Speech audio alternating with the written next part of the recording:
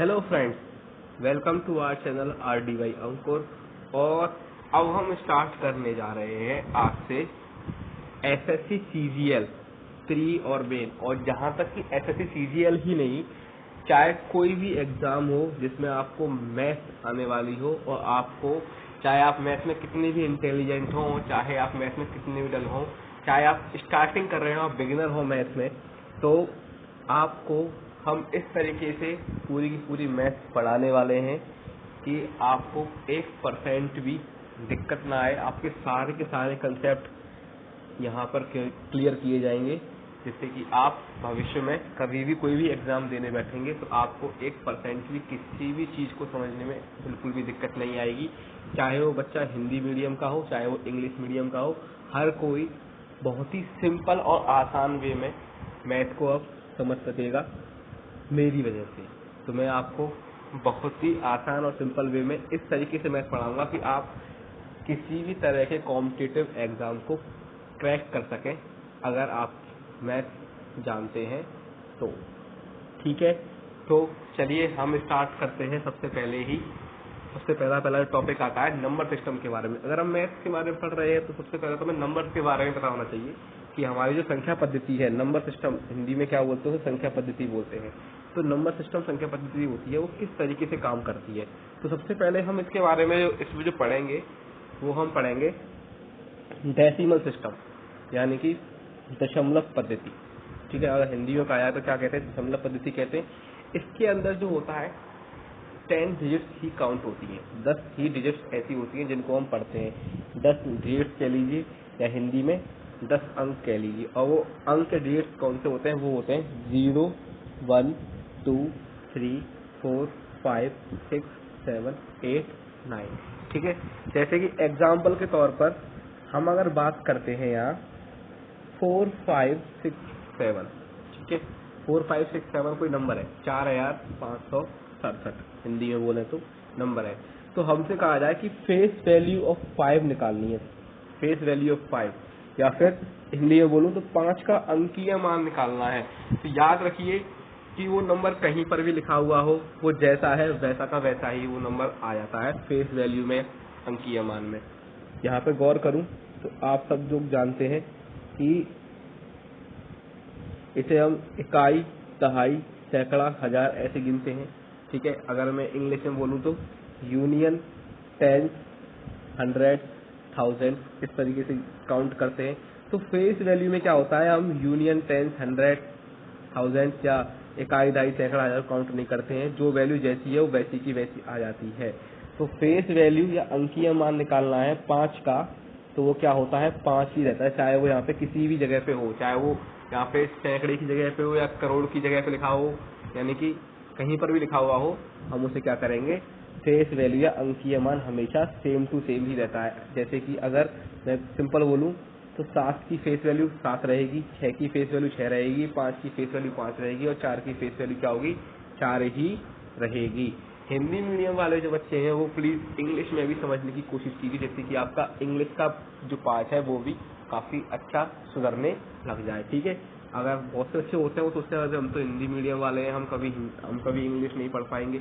अगर आप इतना सोचोगे, इंग्लिश पढ़ ही नहीं पाओगे, तो कोई भी एग्जाम कैसे क्रैक करोगे। तो प्लीज अपने आप को मजबूत बनाइए। हिंदी में तो मैं समझा ही रहा हूँ, उसको आप इंग्लिश में भी करने की कोशिश कीजिए, ताकि आपको आगे जाके दिक्कतों का सामना ना करना पड़े। ठीक है, अब बात करते हैं हम, ये तो हुआ फेस वैल्यू। अब बात करते हैं प्लेस वैल्यू। तो इकाई, दहाई, सैकड़ा, हजार या फिर यूनिट, टेंस, 100 और 1000 जो हम काउंट करते हैं उसमें काउंट करते हैं प्लेस वैल्यू में। और हिंदी में बोलूँ तो क्या बोलते हैं, स्थानीय मान। सभी ने पढ़े होंगे प्लेस वैल्यू, स्थानीय मान निकालने हैं। तो बात की जाए 5 की, तो 5 की प्लेस वैल्यू या स्थानीय मान क्या होगा, जहाँ पे है वो 5 तो आ ही जाएगा, और उससे पहले जितनी भी वैल्यूज होंगी उन सब की जगह हम क्या कर देंगे, 0 कर देंगे। तो कितनी वैल्यूज हैं हमारे पास, 5 से पहले 2 वैल्यूज हैं, तो कितनी 0 आ जाएंगी, 2 0। तो 500 या 500 इज द प्लेस वैल्यू और स्थानीय मान ऑफ 5। ये 5 का स्थानीय मान कितना होगा, 500 हो जाएगा। अगर मैं बात करूं स्थानीय मान या प्लेस वैल्यू निकालना है सबका, तो 7 का कितना होगा, 7 ही रहेगा। 6 का कितना हो जाएगा, 60 हो जाएगा, 60 हो जाएगा। 5 का कितना होगा 500 या 500 हो जाएगा। 4 का कितना होगा 4000 या 4000 हो जाएगा। यानी कि अगर मैं बात करूं तो केवल और केवल जो इकाई अंक होता है या यूनिट डिजिट होती है वही ऐसा होता है, इसकी फेस वैल्यू और प्लेस वैल्यू सेम होती है। यानी कि यहाँ पे 7 जो है 7 की फेस वैल्यू या अंकीय मान भी 7 होगी और 7 का स्थानीय मान या प्लेस वैल्यू भी कितना होगा 7 होगा। तो इकाई अंक या यूनिट डिजिट ऐसे होते हैं जिनकी अंकीय मान और स्थानीय मान, इंग्लिश में बोलूँ तो फेस वैल्यू और प्लेस वैल्यू क्या होती है बराबर होती है। ठीक है, अब हम आगे बढ़ते हैं। तो उसके बाद बात करते हैं हम कॉम्प्लेक्स नंबर्स के बारे में। तो याद रखिए कॉम्प्लेक्स नंबर और हिंदी में बोलते हैं सम्मिश्र संख्याएं। क्या बोलते हैं सम्मिश्र संख्याएं। जैसा कि नाम से ही मालूम पड़ रहा है सम्मिश्र, यानी कि इसमें क्या होता है सभी तरह की संख्याएं होती है, नंबर्स होते हैं और सब मिक्स होते हैं। क्या होता है इसमें सभी तरह के नंबर्स को हम काउंट करते हैं। किसके अंदर सम्मिश्र संख्याओं के अंदर, या इंग्लिश में बोलूँ तो कॉम्प्लेक्स नंबर्स के अंदर। अब ये होते हैं दो तरीके के, काउंट कर रहे सबको तो इसमें दो तरीके के नंबर होते हैं हमारे पास। एक तो होते हैं रियल और एक होते हैं इमेजिनरी। क्या होते हैं रियल नंबर और एक होते हैं इमेजिनरी। रियल क्या होते हैं वास्तविक बोलते हैं हिंदी में, और इमेजिनरी क्या होते हैं काल्पनिक। जैसा कि नाम से ही मालूम पड़ रहा है इमेजिनरी नंबर्स के बारे में कि ये क्या है इमेजिनरी नंबर्स हैं। तो सिंपल सी बात है इमेजिनरी नंबर्स हैं, तो इनको हम एक बार देख लेते हैं। तो जो इमेजिनरी नंबर्स होते हैं उनमें क्या होता है आई लगा हुआ होता है, स्मॉल आई लगा हुआ होता है और स्मॉल आई को हम पढ़ते हैं IOTA, यानी कि बोलूँ तो आयोटा। हिंदी में भी आयोटा और इंग्लिश में भी आयोटा ही पढ़ते हैं। और याद रखना आई स्क्वायर की वैल्यू कितनी होती है -1। आपने खूब पढ़ा होगा कि कोई भी नंबर अगर है तो उसका स्क्वायर करने पे क्या होता है पॉजिटिव वैल्यू होती है, लेकिन काल्पनिक जितने भी नंबर्स होते हैं उनका स्क्वायर करने पर नेगेटिव आंसर आता है, पॉजिटिव आंसर नहीं आता है। इसी वजह से हम इनको काल्पनिक कहते हैं। यानी कि अगर मैं यहाँ पे आई स्क्वायर -1 है तो आई कितना होगा, गौर करूँ तो आई कितना होगा, आई होगा √-1। यानी कि ऐसी वैल्यू जो अंडर रूट में किसमें होती है माइनस में ही होती है। इसी वजह से उनको क्या बोलते हैं हम काल्पनिक बोलते हैं। और ऐसी वैल्यू जिनका स्क्वायर करने पर नेगेटिव आंसर आता है उनको भी हम क्या करते हैं काल्पनिक कहते हैं। तो ये तो हुआ बात इमेजिनरी नंबर्स के बारे में। अब बात करते हैं हम रियल नंबर्स के बारे में। रियल नंबर अब है क्या, वास्तविक संख्याएं क्या होती हैं। तो -∞ से लेकर +∞ तक जो नंबर होते हैं, जो संख्याएं होती हैं, चाहे वो पॉइंट में हो, चाहे वो रेशनल, चाहे वो अपॉन में लिखी हुई हो, कैसे भी लिखी हुई हो, उन सबको हम क्या बोलते हैं वास्तविक संख्याएं बोलते हैं, रियल नंबर बोलते हैं। अब वास्तविक संख्याएं भी दो तरीके की होती हैं। एक होती है डेसिमल, हिंदी में बोले तो दशमलव, और एक बोला है इंटीजर, हिंदी में बोला तो पूर्णांक। अब नाम से लग रहा है पूर्णांक, कहेंगे पूरा का पूरा नंबर आता है, यानी कि चाहे पॉजिटिव हो चाहे नेगेटिव हो, लेकिन वो नंबर पूरा का पूरा होना चाहिए, टूटा फूटा नंबर नहीं होना चाहिए, पॉइंट में वो नंबर नहीं होना चाहिए, अपॉन में वो नंबर नहीं होना चाहिए। तो उसको हम क्या बोलते हैं इंटीजर से पूर्णांक बोलते हैं। और दशमलव में क्या होता है जैसे कि 0.5, 0.3333 dash dash dash dash dash dash लगाया जा रहा है। एक है 0.1234 12456782432 डैश डैश डैश उसमें भी लग रहा है। तो आप एक चीज गौर कीजिए, ये जो नंबर है ये पॉइंट की कुछ वैल्यूज के बाद बंद हो गया, यानी कि इसके बाद में डैश डैश डैश नहीं लगाया है, तो यानी कि ये क्या है यहीं खत्म हो गया। इसको बोलते हैं टर्मिनेटिंग नंबर। यानी कि टर्मिनेटिंग अगर मैं हिंदी में समझाऊं तो कि जब डिवाइड देने के बाद या पॉइंट में कन्वर्ट करने के बाद कुछ वैल्यूज के बाद वो वहीं रुक जाता है, उसके आगे हमें डिवाइड देने की जरूरत नहीं होती है। ठीक है, उसके बाद आते हैं इस तरीके के नंबर जिनमें रिपीटेशन होता है, पुनरावृत्ति होती है। यहाँ पे देखा है तो यहाँ पे 3 फिर 3 फिर 3 फिर 3, जरूरी नहीं एक ही नंबर हो सकता है ऐसे लिखा हुआ आ जाए 0.131313 डैश डैश 1313 की रिपीटेशन हो रही है, पुनरावृत्ति हो रही है, इस तरीके से होता है। ठीक है, तो एक तो वो जो टर्मिनेट हो गए, एक वे में पुनरावृत्ति हो रही है, एक ऐसे होते हैं जो कि ना टर्मिनेट ही हो रहे हैं, ना तो वो रुक ही रहे हैं कहीं पे जाके और ना ही क्या हो रहा है उनमें कोई पुनरावृत्ति हो रही है। ठीक है, किसी भी नंबर का दोबारा आना ऐसे कि आप कहो अरे साहब यहाँ 1 है, यहाँ 1 दोबारा आ गया पुनरावृत्ति, ऐसे नहीं। एक सीरियल टीम है, 1 3 1 3 1 3 1 2 3 1 2 3 1 2 3 1 2 3, तो एक सीरियल टीम है, चाहे वो 8 नंबर की 1 2 3 4 5 6 7 8 1 2 3 4 5 6 7 8 1 2 3 4 5 6 7 8।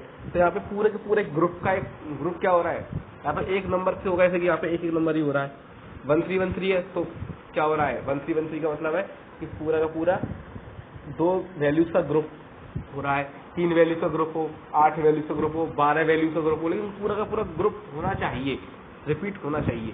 ठीक है, अगर ऐसा है तो उसको हम क्या बोलते हैं, वो रिपीटिशन में आता है, लेकिन कुछ वैल्यूज लाइक दिस, ये जो वैल्यूज हैं ना तो रिपीट ही हो रही हैं और ना ही ये टर्मिनेट हो रही हैं। ठीक है, ना तो कोई टर्मिनेशन है, कहीं रुक रही है, ना ही इनमें कोई पुनरावृत्ति हो रही है। तो इस तरह की दशमलव जो वैल्यूज होती हैं वो 3 तरीके से काम करती हैं, इन तीनों तरीके से। तो देखिए इनके बारे में जरा पढ़ते हैं। तो डेसिमल दशमलव जो है टर्मिनेटिंग होता है, रिपीटिंग होता है, और नॉन टर्मिनेटिंग नॉन रिपीटिंग होता है। टर्मिनेटिंग यानी कि जो कुछ पॉइंट या कुछ वैल्यूज के बाद रुक जाए, जैसे कि 0.5 यहाँ रुक चुका है। ठीक है, 0.5 पॉइंट के 5 आ रहा है, होता है 0.52 होता, लेकिन उसके बाद कुछ नहीं होता। हो सकता है 10 वैल्यूज तक जाए तो उसके बाद कुछ ना जाए। तो ऐसी वैल्यूज को हम बोलते हैं टर्मिनेटिंग वैल्यूज। क्या बोलते हैं, टर्मिनेटिंग वैल्यूज को। ठीक है, जहाँ जो कि पॉइंट के कुछ वैल्यूज के बाद रुक जाती हैं। फिर आती है रिपीटिंग, पुनरावृत्ति, जो कि मैं समझा चुका हूँ। और रिपीटिंग में अगर हमको बार बार उस शब्द को रिपीट नहीं करना है, उस ग्रुप को रिपीट नहीं करना है, तो हम उस ग्रुप को या उस वैल्यू को लिखते हैं, उसके बाद ऊपर क्या लगा देते हैं, इस तरीके से बार लगा देते हैं। क्या लगा देते हैं, बार लगा देते हैं।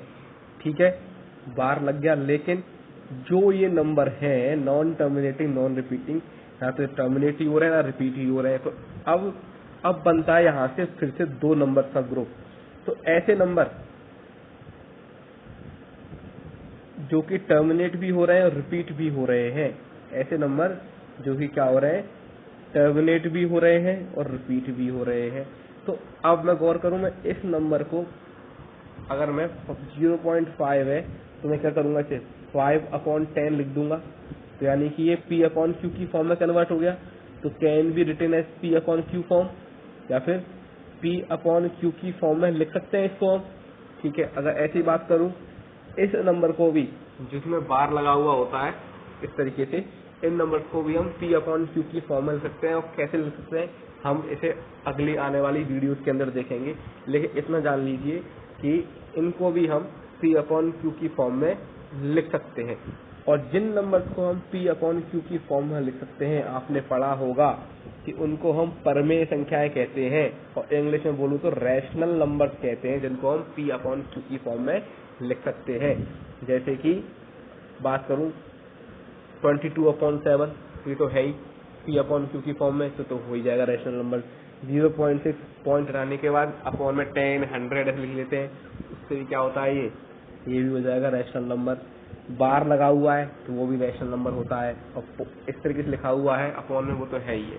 ठीक है, लेकिन जो नंबर ना तो टर्मिनेट ही हुए और ना ही रिपीट ही हुए, उनको हम बोलते हैं अपरमेय संख्याएं। क्या बोलते हैं, अपरमेय संख्याएं। और इंग्लिश में बोलूं तो इर्रेशनल नंबर। क्या होते हैं, इर्रेशनल नंबर होते हैं। अब देखो, अब आपको एक बात समझाता हूँ कि अपन पढ़ते हैं पाई = 22/7। तो होता क्या है कि 22/7 तो होता है परमेय संख्या, यानी कि रैशनल नंबर, लेकिन पाई क्या होता है, पाई होता है अपरमेय संख्या, यानी कि इर्रेशनल नंबर। ऐसा क्यों है, क्योंकि 22/7 is not equal to 22/7, या पाई is not equal to 22/7, क्योंकि 22/7 जो है पाई की अप्रोक्सीमेट वैल्यू होती है। क्या होती है, अप्रोक्सीमेट वैल्यू है, एग्जैक्ट वैल्यू बिल्कुल भी नहीं है। और अगर आप सिंपली डिवाइड करोगे ना, 22/7 करोगे, तो जब डिवाइड दोगे तो कुछ पॉइंट्स के बाद, कुछ वैल्यूज के बाद फिर से वही वैल्यूज रिपीट होने लग जाती है। इसी वजह से क्या होता है, ये रैशनल नंबर होता है। लेकिन अगर पाई की बात करोगे तो पाई की वैल्यू तो कभी रिपीट ही नहीं होती है, और जबकि आप निकालते जाओगे इतनी बड़ी होती है कि आप एक पूरी की पूरी काफी मोटी बुक उसके ऊपर लिख सकते हो, फिर भी वो वैल्यू खत्म नहीं होगी। और इसी वजह से इसे हम किसकी स्टडी में लिखते हैं, अपरिमेय संख्याओं की श्रेणी में लिखते हैं या इर्रेशनल नंबर की श्रेणी में लिखते हैं। ऐसी वैल्यूज जिनका हम अंडर रूट नहीं निकाल सकते वो भी इर्रेशनल नंबर्स होते हैं, अपरिमेय संख्या होती है। जिनका हम क्यूब रूट नहीं निकाल सकते उनको भी, मतलब जिनको हम अंडर रूट, क्यूब रूट या घनमूल या वर्गमूल या जो भी होता है उसकी पावर, मतलब अपॉन वाली पावर्स को अगर हम सॉल्व नहीं कर सकते, अपॉन वाली घातों को अगर हम सॉल्व नहीं कर सकते तो उसको अपन क्या लिखते हैं, उसको हम बोलते हैं अपरिमेय संख्याएं। ठीक है, अब बात करें, अब यहीं से एक सवाल फुटअप होता है कि अगर हमसे पूछा जाए, ज्यादातर पूछा जाता है कि ए और बी के बीच की परिमेय संख्या निकालिए या रैशनल नंबर निकालिए बिटवीन ए एंड बी। ए और बी के बीच में रैशनल नंबर निकालना है तो इसका एक फॉर्मूला होता है, सिंपली उसे याद कर लीजिए। और वो क्या होता है, ए के अपॉन बी से ए के प्लस बी अपॉन के प्लस वन, ए के प्लस बी अपॉन के प्लस वन। जहाँ पे आप के जो है 1 2 3 4 5 6 कुछ भी पुट कर सकते हैं। तो जैसे कि अगर आप 1 पुट करोगे तो क्या बन जाएगा, अगर के इज इक्वल टू 1 पुट करोगे तो क्या आएगा, ए प्लस बी अपॉन 2 आएगा। अगर के इज इक्वल टू 2 पुट करोगे तो 2a plus B upon 2 plus 1 3 हो जाएगा। अगर आप के इज इक्वल टू 3 पुट करोगे तो 3a plus B upon 3 plus 1 कितना हो जाएगा, 4 हो जाएगा। तो इस तरीके से आप इस फॉर्मूले के अकॉर्डिंग जो है आप ए और बी के बीच की परिमेय संख्याओं को निकाल सकते हैं, रैशनल नंबर को निकाल सकते हैं। और जरूरी नहीं ऐसे ही करो, अगर आप चाहो तो ए प्लस के भी अपॉन के प्लस 1 भी कर सकते हैं। ठीक है, क्योंकि जरूरी नहीं होता कि जिस जो भी परिमेय संख्या हम निकाल रहे हैं वो हमारे दिए हुए चारों ऑप्शन से मैच हो जाए। तो हमको वो चेक करना पड़ेगा कि वो जो हमको नंबर दिया है वो हमारे ए और बी जो दो नंबर है उनके बीच बिलोंग कर रहा है या नहीं। और अगर ए और बी ही लिखा हुआ आ गया है तब तो ये फॉर्मूला काम करेगा ही करेगा। ठीक है, अब ये तो बात थी कि हमने परिमेय संख्या या रैशनल नंबर निकाला। अगर हमें इर्रेशनल नंबर या अपरिमेय संख्या निकालनी हो तो क्या करेंगे, तो फॉर्मूला होता है अंडर रूट ए बी या cube root of A B यानी कि ए इंटू बी कर देंगे। अगर उसका अंडर रूट निकल सकता है तो उसे हम किस में लिख देंगे, क्यूब रूट में लिख देंगे। जैसे कि अगर मैं बात करूं तो अगर हमें 2 और 3 के बीच की कोई भी अपरिमेय संख्या इर्रेशनल नंबर निकालना है तो 2 इंटू 3 कितना 6 होता है, 6 का अंडर रूट हम नहीं निकाल सकते तो हम सिंपली इसे अंडर रूट में ले लेंगे। लेकिन अगर हमें दे दिया जाए 4, ए की वैल्यू दे दी जाए 4 और बी दे दिया जाए 1, तो अगर मैं इसका इंटू करूं तो 4 इंटू 1 4 होता है। 4 का हम अंडर रूट निकाल सकते हैं लेकिन क्यूब रूट नहीं निकाल सकते। तो इसी वजह से हम किस में कन्वर्ट करेंगे, क्यूब रूट में कन्वर्ट करेंगे। तो क्यूब रूट ऑफ 4 हम नहीं निकाल सकते, तो इसी वजह से ये क्या हो गया, इर्रेशनल नंबर हो जाएगा। ठीक है, तो आशा करता हूँ आपको आज का नंबर सिस्टम समझ में आया होगा और अच्छा लगा होगा, आप कुछ कंसेप्ट क्लियर हुए होंगे। मिलते हैं आपसे अगली वीडियो में। अगर वीडियो पसंद आया हो तो प्लीज़ लाइक कीजिएगा, अपने दोस्तों को शेयर कीजिएगा ज़्यादा से ज़्यादा और हमारे चैनल को ज़्यादा से ज़्यादा सब्सक्राइब करवाइएगा। और अच्छा अपना कंसेप्ट क्लियर करने के लिए और अपनी गणित में अपना हाथ मजबूत करने के लिए प्लीज़ हमारे चैनल को सब्सक्राइब कीजिए अभी के अभी और इंतजार कीजिए हमारी नई वीडियो का। तब तक के लिए जय हिंद, जय भारत।